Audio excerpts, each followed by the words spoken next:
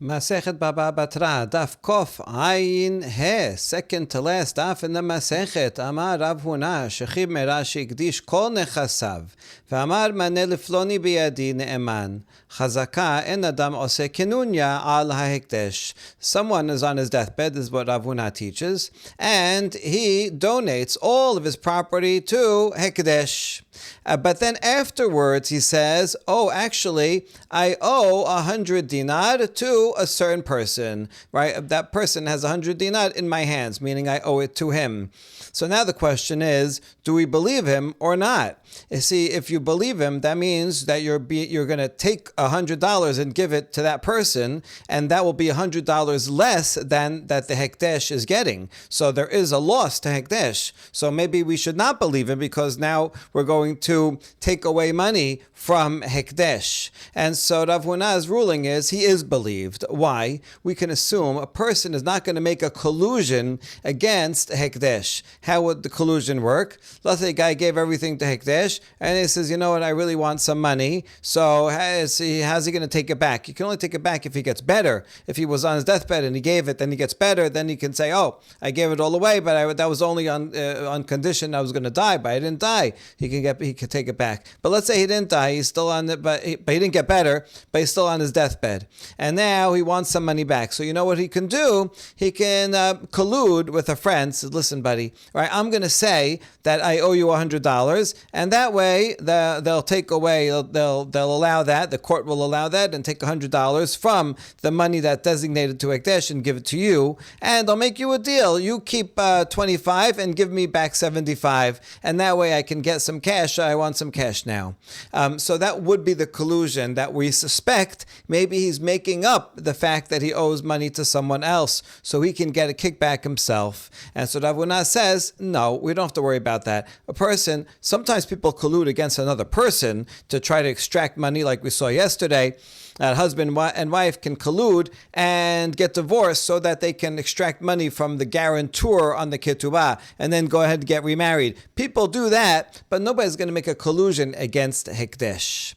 That's the law of Rav Huna. However, it seems to contradict another ruling. Matkifla Rav Nachman v'chi adam oseh kenunya al banav. You're telling me that people don't make a collusion against Hekdesh. Rav Nachman says, well, what about making a collusion against one's own sons? Would someone do that? Probably not. But how do you reconcile what Rav Huna said with the following law of Rav and Shmuel? De Rav u'Shmuel damre tarvaihu. Shechiv merash amar maneh liploni beyadi. Amar tenu notnin. Lo amar tenu en notnin. Alma adam asui shelo lehashbiya et banav. So Rav and Shmuel, they both say that someone's on his deathbed and he says, I have $100 in my hands that belongs to that person, meaning I owe that person 100 dinar. So, do we believe him or not? That Rav and Shmuel said it depends on his language. If he said, give that person 100 dinar, then we believe him and we give it. If he did not say give it to them, then we do not give it. We are not sure. Maybe he's lying. Now, why would you think he's lying? Let's say he didn't. Let's focus on this case. When he didn't say tenu, he just says, I owe that person $100, but he didn't add and also say, and I command that you give it to him. So now that means we don't give it to him. So why would you not believe him? What, do you think that he's making a collusion with that guy because he doesn't want his sons to get it? I mean, when he dies, his sons are going to get all his property. Are going to get all his money. And so now he wants to take some money for himself. So what are you afraid of? He's going to collude with that guy and say, listen, I'm going to say you get $100 and that way they'll give you $100. And then you give it back to me. People don't collude against their own children. They want their children to have their inheritance. And so this doesn't make sense that would be the reason. So what is the reason that we would not believe a person when he says, I owe 100 dinar when it's going to just be taken from his sons? Why would a person say that if he doesn't mean it? And the answer to explain Rav and Shmuel is that a person many times will not want to make his children look like they are satiated, lehasbia, like they look rich. It's not a good look. If someone, if someone's going to die, and so he's on his deathbed, he says, the $1 million that I have, I want to go to my sons. People hear that, $1 million, he has $1 million, and now his sons are going to get $1 million, then this is not good, because it'll bring jealousy to people, it'll make them a target for thieves, or for swindlers, or people will like, oh, look how rich he was this whole time, and see, he made believe he was poor, so it's going to make people talk about them badly, so he wants to hide the fact. Now, everybody's going to know, look, they got $1 million, so you know what he does? He says, oh, I owe that guy $900,000. And then people will say, oh, I see, so you do have $1 million, but you owe, it's all a debt, and you owe it all to someone else for some reason. And then people will say, oh, he's not really rich, and his sons are not really rich. That's why the guy in his deathbed said, I owe this guy all that money. But really, he doesn't owe any money at all. So this is something that people do. They will make up a debt so that they won't look rich and won't announce that their sons are rich, even though they don't mean it. That's why when he doesn't say tenu, he's just saying it as a generality. Oh, I owe all this money. I don't know, maybe you're driving a fancy car, wearing a fancy suit, and everybody says, oh, what happened? All of a sudden, you got rich, like you're spending all this money. So no, I just borrowed it for the day. It's not really mine. I have to give it back tomorrow. So then people say, okay, fine. Okay, so that's why, in that case, people will make up a debt even though it's not real. So therefore, we should apply the same thing to the Rav Huna's case. Here too, a person will not want to make himself look sated. And so, how come Rav Huna, why do you say that we believe a person on his deathbed to say, I owe this person 100 dinar? Maybe it's not. How come you believe him? Because a person wouldn't collude against Hekdesh. Okay, fine. He's not going to collude. We know that he's not going to collude against Hekdesh, just like a person would not collude against his kids. But here's what you should worry about, that maybe he's lying to make himself not look rich. And we see that Rav and Shemuel, that is the reason here, and that's what we think, that's how we're interpreting Rav and Shemuel, that a person would lie about a debt so that his sons don't look rich. Maybe he's doing that about himself also. He doesn't want people to think, oh, look, he was so wealthy and all that. And so he said, even though he just donated, right, $1 million to the Bet HaMikdash. So everybody says, wow, look at that. He donated all his wealth. How much? $1 million. Then he says, listen, 900,000 I actually owe to that guy. I never was so rich. This was just on loan. So that's a challenge to Rav Huna. And the answer is, Ki kamar Rav Huna hatam denaket shetara. Oh, you're right.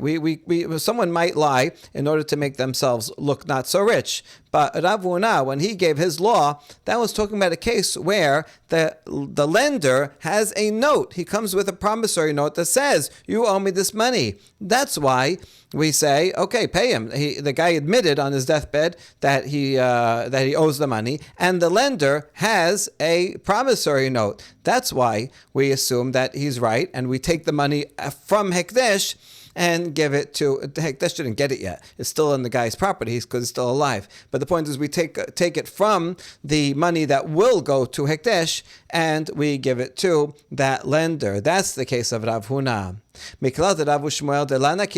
So now you're telling me that that's the difference between Rav Huna and Rav and Shemuel. That means Rav and Shemuel is a case where the lender does not have a document. But so then Amar Tenu Notin. But Rav and Shemuel both agree that if the guy in the deathbed said, give him 100 dinar, we do give it. Why would you give it if there's no document? That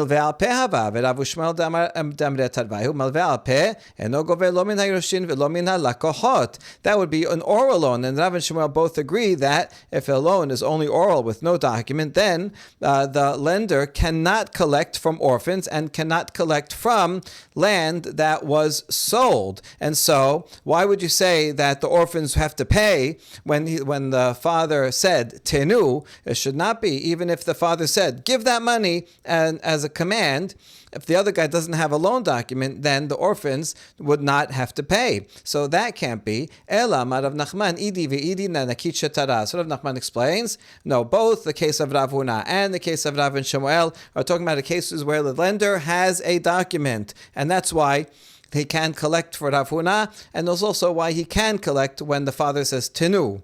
Now, how can you explain the difference between them when he doesn't say tenu?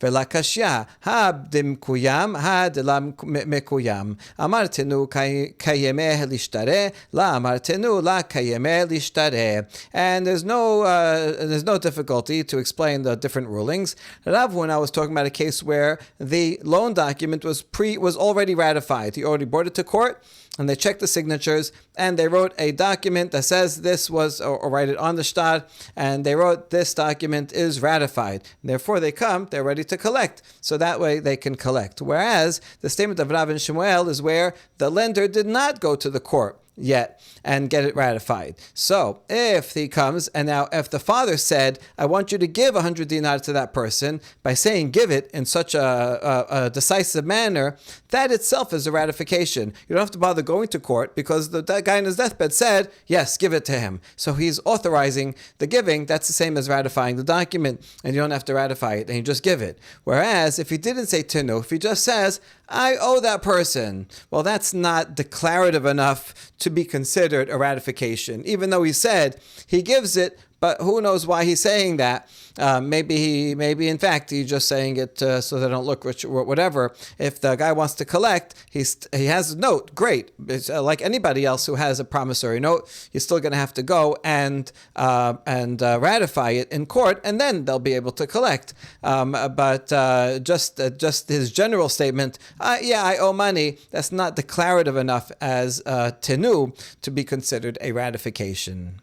אמר רבה, שכיב מרש אמר מנה לפלוני בידי ואמרו יתומים פרענו נאמנין. תנו מנה לפלוני ואמרו יתומים פרענו אין נאמנין. So now another statement about that same difference between the language of I owe or give. Rabbah says, if someone is on his deathbed and he says, I owe 100 dinar to that person. There is 100 dinar of that person in my hand. That's a softer way of saying it. And then the orphans say, we paid it. If the guy comes to collect it and the orphans say, we paid it already, then the orphans are believed. However, if the father on his deathbed said, give 100 dinar to that person as a command, and the orphans say, we paid it, then they're not believed. Now, the Gemara is going to question this. Which way are you going? The opposite makes more sense.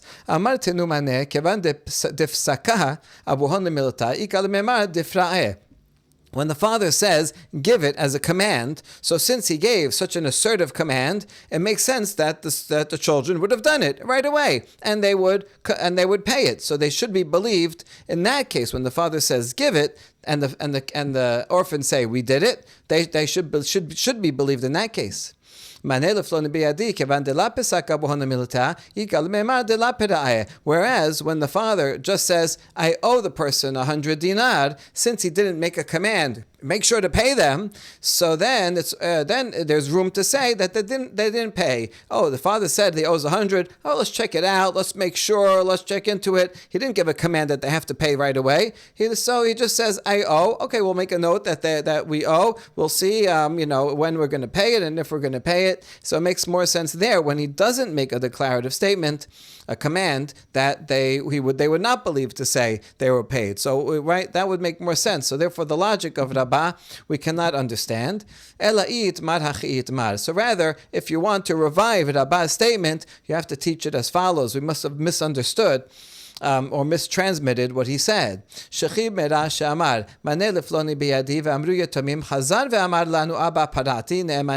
Rather, we're talking about something that the father said, I paid it, not the orphans. So as follows. Someone's on his deathbed, he says, I owe the person 100 dinar. And then the orphans say, later on, next day, our father said, I paid that. Remember I said yesterday I owe him 100 dinar? It's true, I did owe him, but now I'm remembering that I already paid it. If he says that, we believe him. He retracted his statement. Why? Because he's remembering, right? At first he remembered the debt, then he remembered, actually, no, I already paid that. So we believe him.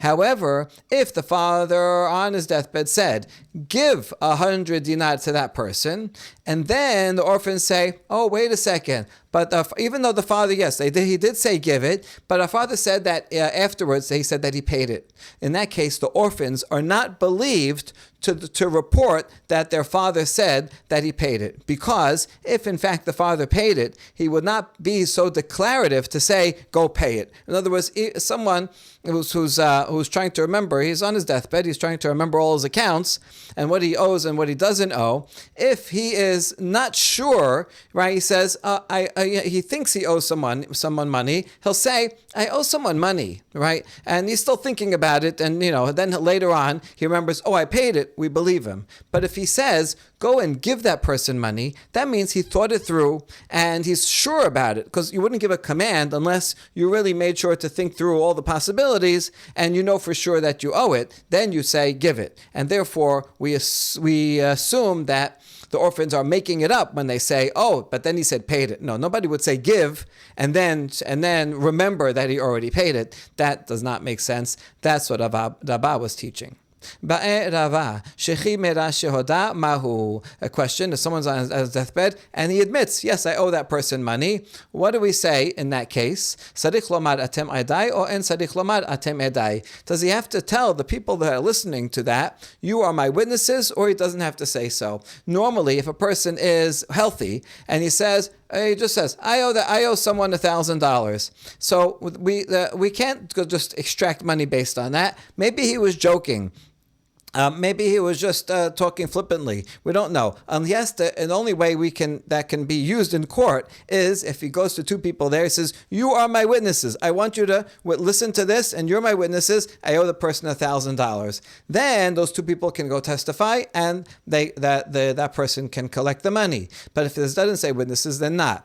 That's true for a healthy person. What about for someone on his deathbed? His words are taken more seriously, so maybe he doesn't have to appoint witnesses. Furthermore, if he wants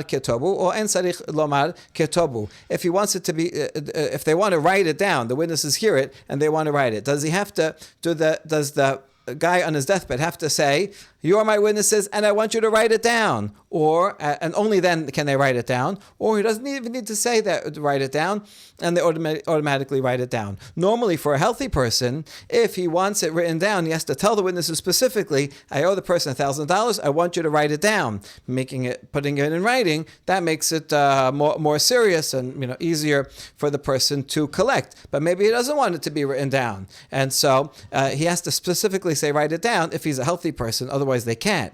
But for someone on his deathbed, we take all those words more seriously. So maybe even though he didn't say write it down, the witnesses can go and write it down. So that's a double question. Adam mashteh b'sh'at mita or en Adam mashteh b'sh'at mita. What does the question depend on? Depends on, does a person joke around when he's on his deathbed, or does he not joke around on his deathbed? A healthy person, sometimes he'll say, yeah, I owe him $1,000, but he's just joking. So therefore we don't believe him unless he says, you are my witnesses. And we don't write it down until he says, you write it down. So on his deathbed, maybe a person also might be joking around. Sometimes people joke around even in a serious situation, or not so. If he said it on his deathbed, then he must be serious, and he does not have to specify witnesses. But after Rava asked that question, he gave an answer himself. En Adam mashteh b'shat mitah dv'rei shechimera kichtubin v'chimsurin damu. Makes more sense to say that a person does not joke around at the time that he's dying, and the words of someone on his deathbed, it's as if they all are already written and transmitted to the other person. So even if he just said it and there's some people standing around and they heard it, even if they weren't designated as witnesses, they can be witnesses and they can write it down, because that's how seriously we take someone on his deathbed. We do that so the person on his deathbed is for his benefit, so he won't feel anxious that his will not be done. He knows if he says it, then it's as if it was already done. We now come to the very final Mishnah. Hamalveh et chavero bishtar goveh menechasim meshu'badim al yedei adim govin menechasin b'nei chorin. If someone lends money to someone else with a promissory note, the borrower hands the promissory note to the lender that says, right, this person owes the other person $1,000, and then he comes to collect.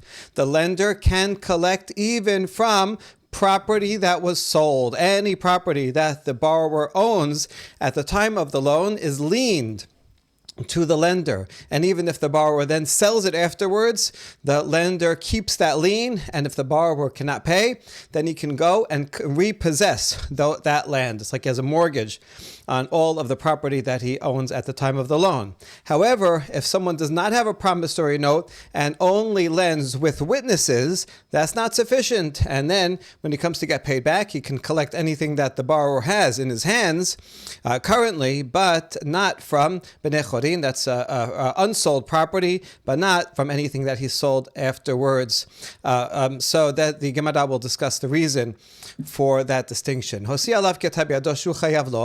If the lender produces a document written by the borrower himself in his own handwriting, it says, I owe you $1,000, even though it's a written document, nevertheless, it's not like a promissory note that has two witnesses on it. That's an official note that he can collect from.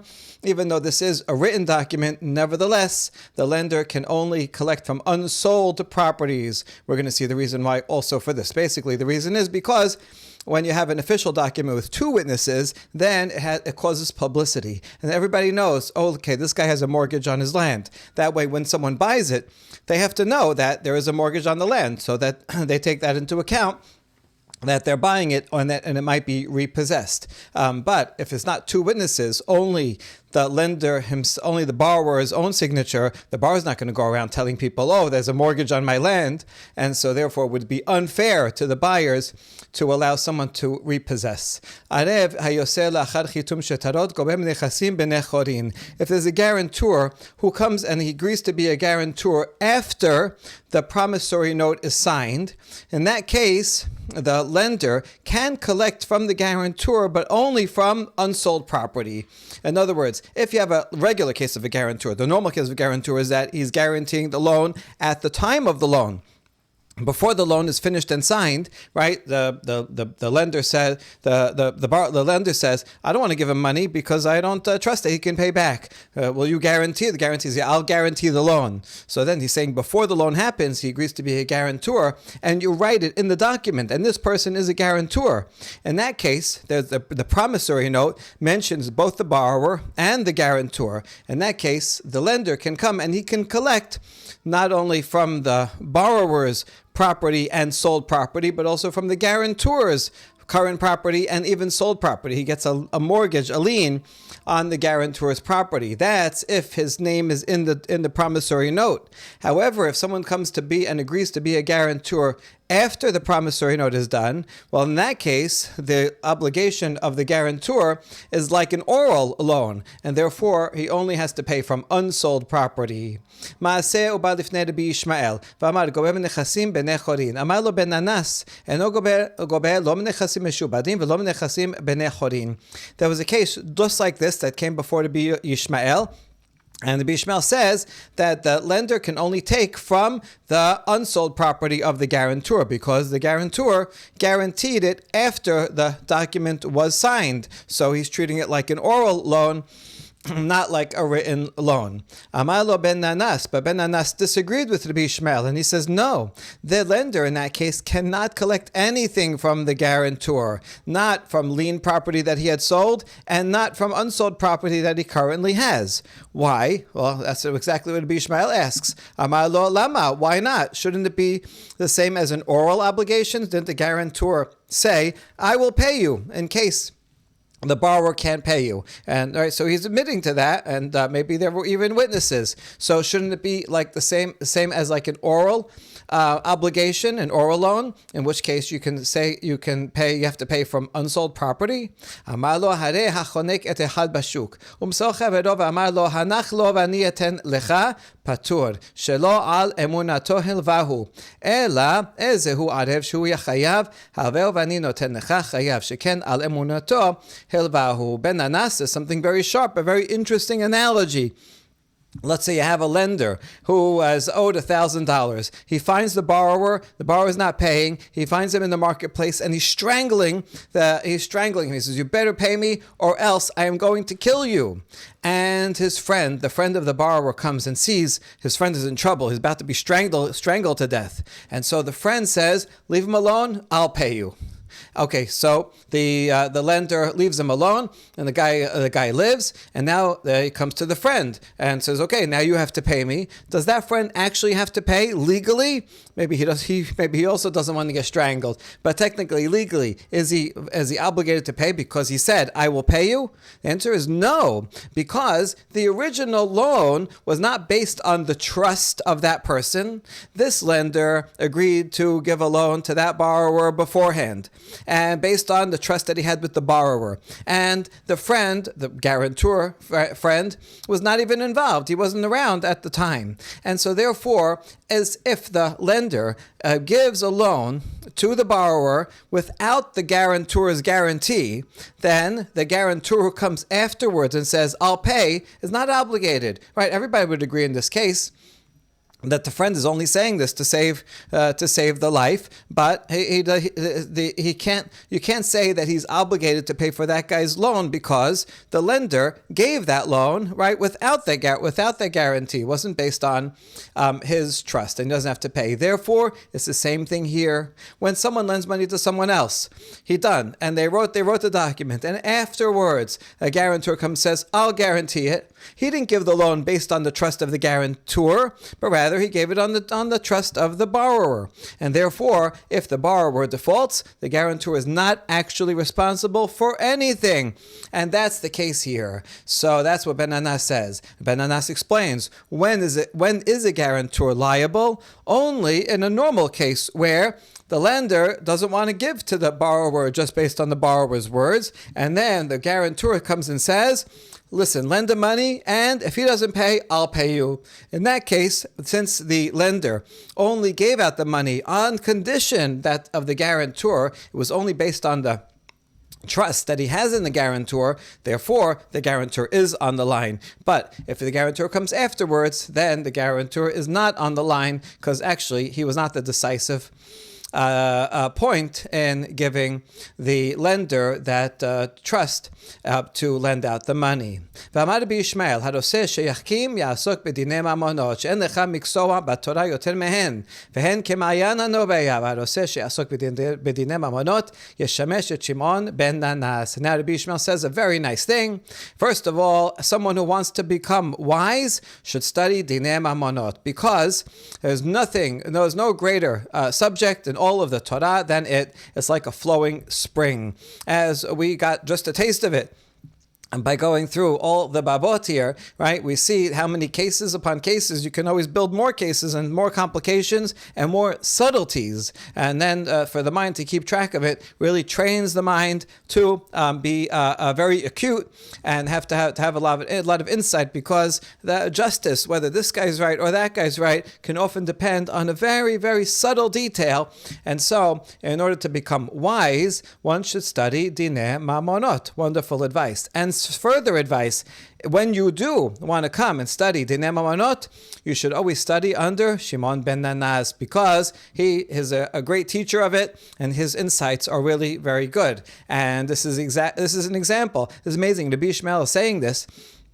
Rabbi Yishmael is the one who disagreed with Ben Nanas initially, right? Rabbi Yishmael thought that this would be a straightforward thing. It makes sense. It sounds like this is a oral obligation, so that the guarantor should have to pay from unsold property. But Ben Nanas went deeper into it. He said, "Wait a second, let's try to figure this out," and compared it to a case that we wouldn't even think to compare it to. So you see how sharp Ben Nanas is in his analysis of dinei mamonot. And so therefore, if you really want to be wise, not only study dinei mamonot, but specifically study under Rabbi Shimon ben Nanas. Amar Ula debar Torah echad milveh b'shtar v'echad milveh al peh govem et nechasim meshubadim. My ta'ama. Ula says, according to the letter of the law, the Torah law, both someone who lends with a promissory note and someone who lends with an oral loan can collect from liened property that was sold. Ma'itama shibuda deoraita. Because what's the reason? Because shibud, a lien on property, is a deoraita law. The Torah is assuming that any land that you have at the time of the loan is liened to that lender. So in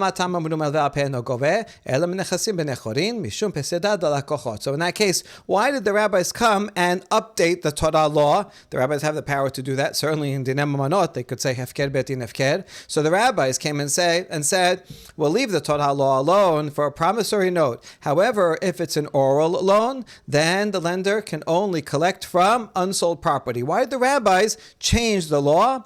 And the answer is because of the loss of the buyers. People that will buy that land after the time of the loan, they won't know that there's a lien on that loan, and so they're going to pay good money for it, and then all of a sudden it's going to be repossessed, and it'll be a significant loss to the buyers. We want to protect the buyers, and so that they know by having it something that's in a document with two witnesses that has publicity, and they'll know at the time that they're buying it. Listen, there is a prior lien. Oh, really? How much is the lien for? Just like today, if you go and get a mortgage or sell a property, you do a check to see if there's any liens on it, and then you take that into account. And so it could be if it's a small lien, and the person that's paying it is a upstanding person. So I think that person is going to pay it. Okay, I'll buy it anyway. That's fine as long as the buyer knows he can take it into account.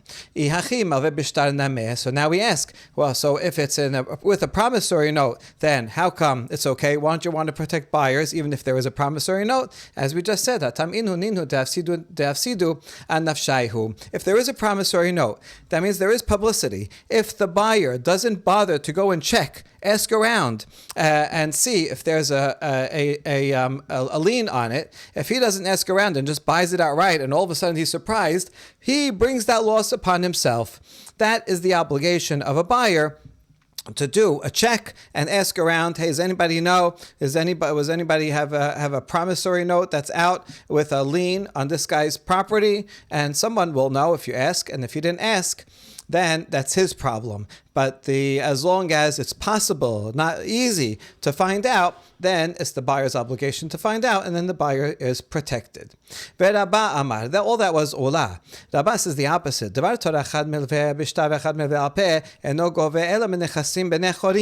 He says, according to the letter of the law of the Torah, all types of loans, whether it's in the document or oral, the lender cannot collect from liened property that was sold, but only from unsold property that the borrower has.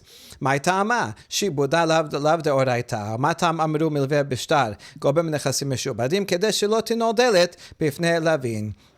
Rabba's reasoning is he thinks that according to Torah law, there is no lien that goes on property. It's not a thing. There's no mortgages on property. You owe money, but not your land does not become lien to it. And therefore, any land that was sold, that's it. The buyers can keep it.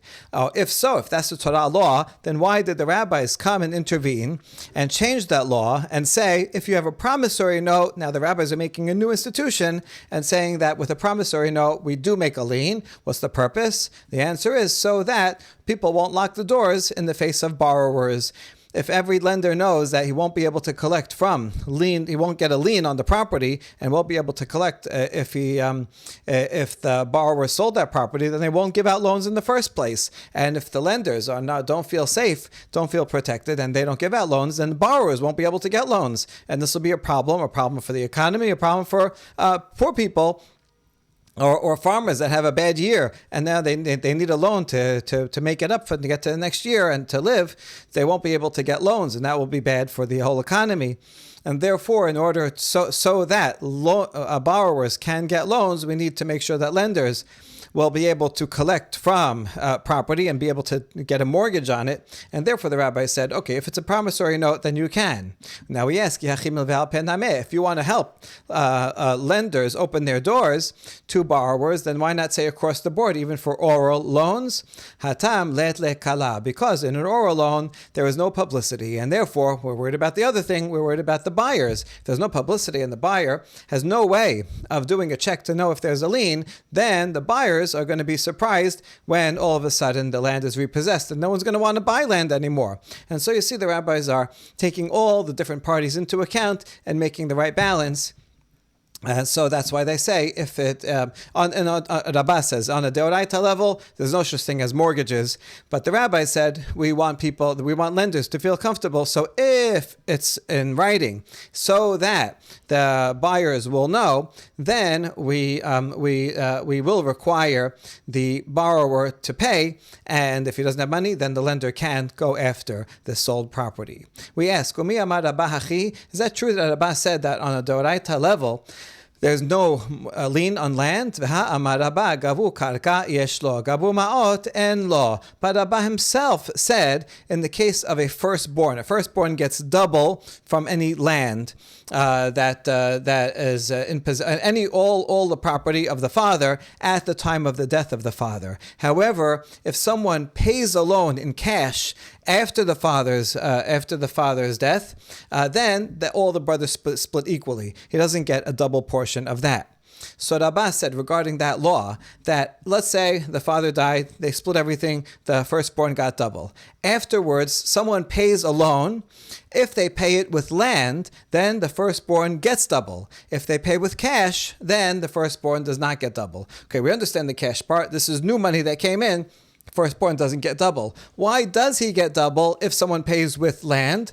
It means that when he's paying with land, he's actually giving something that already belonged to them. The father already had a lien on it. So a lien means he has ownership over that land, although he's not in possession of it, because you can only take possession eventually when the loan comes due and the borrower doesn't pay. So, but now that he is giving it over, in fact, they already had possession of it. So this proves that according to Rabbah, a lien on land is deoraita, because the laws of firstborn ownership, firstborn inheritance are Torah laws. And so if you're saying that the firstborn gets double from land that comes in afterwards, that means you think according to Torah law, there is a lien on land, right? The lender does have a biblical lien on the land. So there seems to be a contradiction between the two statements of Rabbah. And maybe you'll think, I know how to get out of it. I'm going to switch around the opinions of Rabbah and Ula. And I'll say that Rabbah is actually the one above that said what we thought Ula said, that it's a shi'ibud is doraita. And Ula is the one that said what we thought Rabbah said, that a lien on the land is only midrabanan. And that way we reconcile Rabbah, because Rabbah across the board says it's all doraita. But that doesn't work either, because Ula himself has a statement that according to Torah law, someone who has to pay a loan and he has to give land, he has to pay where he can pay with ziburit, with inferior quality land. Whereas for other things, like for damages, you have to pay from higher quality land. For this, you can pay, if you have to pay a loan, I owe money, I got cash, you gave me $1,000, I have to give you $1,000, so I don't have cash, and you take some land, I can offer you the inferior quality land. The point is that Ula says, Devar Torah, this is a Torah law, that the lender has a lien on the land of the borrower. So it's not going to help to switch it, because Ula also says Doraita, and now you'll have a contradiction between two statements of Ula. So let's leave it with Rabbah and try to figure that one out. Rather, when Rabbah told us that law of firstborn inheritance, that wasn't his own opinion. He was just restating what they say in Eretz Yisrael. The rabbis in Eretz Yisrael say that if someone pays a loan with land, then the firstborn gets double, because according to them, it is a Torah law. But Rabbah himself did not think so. Rabbah himself thinks that if someone pays, whether with cash or whether with land, they pay a loan to the sons after the father dies, then all the sons split equally, and the firstborn does not get double, which proves that in Torah law, there is no lien on the land. Now we're going to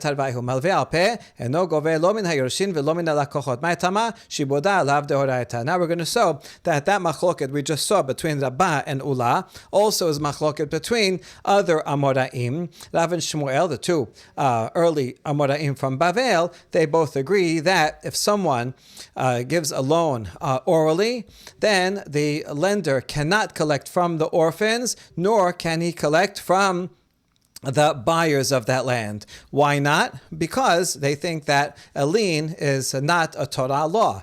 And so when it's an oral law, that we just remain at the basic Torah law and there's no lien on the land.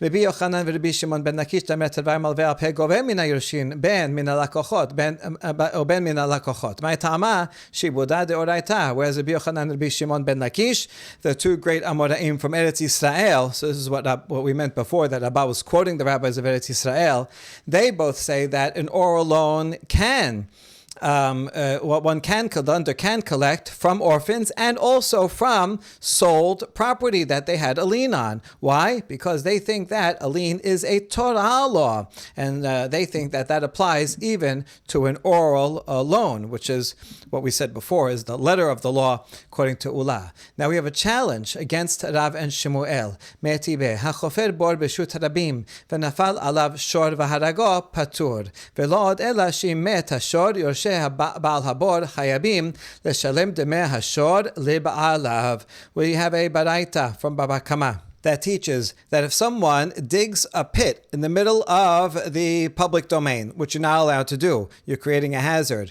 and then as he's digging the pit, an ox comes along, walking along in the public path, which is allowed to do, and falls into the pit and kills the person digging the pit. The owner of that ox is exempt from liability for that killing because the guy who dug the pit is at fault. He should not have been digging a pit, and the fact that he died from his own pit, from the ox falling in, is his own fault. And not only does the owner of the ox not have to pay or is not at all liable for this death of the digger, but not only that, furthermore, if that ox was killed because it fell in the pit, then the orphans of the digger died with the ox falling on top of it, the orphans of that digger have to pay the value of the ox to the owner of the ox. Okay, that is what the Baraita says. Now, compensation for damages is like an oral contract. They owe the money. This is the general rule that if I do damage and now I have to pay, it's the same as an oral obligation, like an oral loan. If we go to Bet Din and the Bet Din decides on guilt and the Bet Din writes up its decision and says, you have to pay this person that much, since now that's in writing, then that's already like a loan with a promissory note, in which case one can even collect that from sold property that was sold afterwards. So anyway, what's the point? We see here that the heirs, the orphans of the digger do have to pay, even though the obligation is only like an oral contract. Now this goes against Rav and Shemuel because they said that if someone has an oral loan, then the lender cannot collect from the inheritors, cannot collect from the orphans. And so really, according to that, if you say that payment of a compensation for damage is like an oral loan, then you could say, well, our father owed that because he did this, but now we don't owe it because this is like an oral loan. So why are we making the inheritors pay? They can't. We have a baraita that goes against Rav and Shemuel. Amar Rabbi Ela Amar Rav b'shamad bedin. So Rabbi Ela says the name of Rav. No, this baraita is talking about a case where they actually went to court.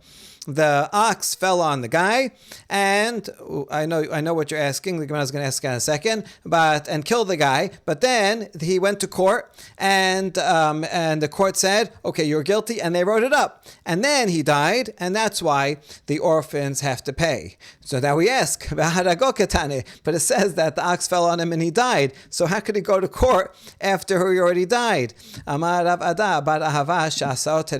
mean he died on the spot. It means that this guy is digging the pit, the ox falls on him and gave him a mortal wound, a wound that's serious enough that he would die within 12 months. But he didn't die right away. He lives another 11 months. During those 11 months, the owner of the ox, and the ox was killed too, the owner of the ox brings the digger to court and says, that you were digging and you caused my ox to fall in and you have to pay for my ox. And so it goes to court and the court writes up a decision. It says, okay, you have to pay for the ox $1,000. Then that digger dies from his mortal wound and then it goes to his inheritors. That's why the inheritors have to pay.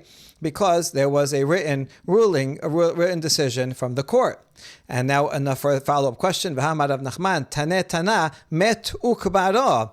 Rav Nachman says there's another version of that baraita that says the digger died and they buried him, which means he died on the spot. So you can't say that. What do you mean? He didn't go to court. He didn't live for 11 months and be able to go to court. So how can you explain that case? And we have an answer. Hatam diatbi dayaneh apuma debera v'chiyivuhu. That happens to be talking about a case where the judges were sitting at the opening of the pit. They just happened to be there. What a coincidence. And so they're sitting there. They should have stopped this guy from digging the pit if they were there. Anyway, they were right nearby. And this guy was digging the pit, and the ox falls on top of the guy, and he's about to die, but he didn't die just yet. And so the three judges are there, and they say, while he's down there being crushed to death by this ox, they say, how do you plead? And they judge the case right then and there, and they write up a document that says, all right, listen, because you have been digging this pit, you have to pay $1,000, right? And they write this up quickly while the guy is being crushed by this ox, and they sign it before the guy dies, and then only then he dies. That's the case that Baraita was talking about. And that's the reason why the inheritors have to pay, because this is like a written loan, and a written loan, orphans do have to pay. But if the court was not there, and in fact he died before the court wrote it down, then in fact, according to Rav and Shemuel, the orphans would not have to pay, because orphans, inheritors, do not have to pay an oral loan. Lastly, Amar Rav Papa, Hilcheta milveh al peh gove min hayorshin ve'eno gove min halakochot. The Papa says the bottom line halacha is that for an oral loan, the lender can collect from orphans, from inheritors, but he cannot collect from buyers. There's no lien on the property for the buyers, but he can collect from the inheritors. Gove min hayorshin. Why? Kedei shelo tinodelet b'fnei lovin. Ve'eno gove min halakochot ilet lekala. There's a good reason for both of these laws. He can collect from the inheritors because we don't want to lock the door in the face of borrowers. If a borrower comes and knocks on the door and says, hey, can you lend me $1,000? And then the lender says, I'm happy to lend you $1,000, but now you might die. And then the orphans, your children are not going to pay me. So I don't want to lend it to you. And then the borrowers will not be able to get money because, there's always some chance that the borrower will die before he pays back. And therefore the rabbi said, listen, because we want there to be free-flowing loans, so we made a law and we say, that don't worry, if the borrower dies, then the inheritors will have to pay. On the other hand, if it's an oral loan, then we do not let the lender take from property that was sold. Why? Because if there's no document, then it has no publicity, and then those buyers will have no way of checking to see if there's a lien on it, and then they will lose out, and we don't want buyers to lose out either. So therefore, an oral loan cannot be collected from sold property, and that way, all the parties, there's a perfect balance so that the interests of all the parties are taken into account, which brings hopefully justice for all. Baruch Adonai leolam. Amen ve'amen.